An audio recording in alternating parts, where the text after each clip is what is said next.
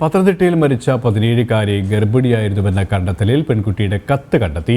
കത്തിൽ തീയതി രേഖപ്പെടുത്തിയിട്ടില്ല. അച്ഛനും അമ്മയും ക്ഷമിക്കണമെന്ന് കത്തിൽ പറയുന്നു. സംഭവത്തിൽ സഹപാഠിയെ ചോദ്യം ചെയ്തു.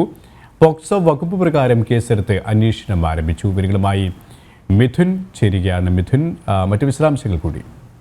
ഈ സംഭവത്തിൽ വിശദമായിട്ടുള്ള അന്വേഷണം നടക്കുകയാണ്. പോക്സോ വകുപ്പ് പ്രകാരം കഴിഞ്ഞ ദിവസം കേസെടുത്ത് പോലീസ് ചോദ്യം ചെയ്യലുകളും മറ്റു അന്വേഷണ നടപടികളും ആരംഭിച്ചിരുന്നു. ചികിത്സയിലിരിക്കെ പനി ബാധിച്ച് 17-കാരി മരിച്ച സംഭവത്തിൽ 17-കാരി ഗർഭിണിയായിരുന്നു എന്ന കണ്ടെത്തലിലാണ് സഹപാഠി അടക്കമുള്ളവരെ ചോദ്യം ചെയ്യുന്ന നടപടികളിലേക്ക് പോലീസ് കടന്നിരിക്കുന്നത്. ഈ കുട്ടി നേരത്തെ ആത്മഹത്യക്ക് ശ്രമിച്ചു എന്ന് വെളിപാടിലുള്ള ഒരു കത്താണ് ലഭിച്ചിരിക്കുന്നത്. അച്ഛനെയും അമ്മയും ക്ഷമിക്കണം എന്നാണ് കത്തിൽ രേഖപ്പെടുത്തിയിരിക്കുന്നത്. ഈ കത്ത് എന്നാണ് എഴുതിയിരിക്കുന്നത് എന്നുള്ള കാര്യത്തിൽ തീയതി അടക്കമുള്ള കാര്യങ്ങളൊന്നും അതിൽ രേഖപ്പെടുത്തിയിട്ടുമില്ല. എന്തായാലും കൂടുതൽ ആളുകൾ കേന്ദ്രീകരിച്ചുകൊണ്ടുള്ള മൊഴിയെടുക്കലടക്കമുള്ള കാര്യങ്ങൾ ഇപ്പോൾ നടക്കുകയാണ്. ദിവസങ്ങളിൽ ഈ സഹപാഠിയുടെ രക്തസാമ്പിളുകൾ അടക്കം ശേഖരിക്കും. കഴിഞ്ഞ ദിവസം ഗർഭസ്ഥ ശിശുവിന്റെ DNA സാമ്പിളുകൾ പോലീസ് ശേഖരിച്ചിരുന്നു. ഈ DNA സാമ്പിളുകളും കുട്ടി പ്രണയത്തിലായിരുന്നു എന്ന് സംശയിക്കുന്ന സഹപാഠിയുടെ രക്തസാമ്പിളുകളും ചേർത്ത് വെച്ചുകൊണ്ട് ശാസ്ത്രീയ പരിശോധനകൾ നടത്തിയിട്ടായിരിക്കും അറസ്റ്റ് അടക്കമുള്ള നടപടികളിലേക്ക് പോലീസ് കടക്കുക.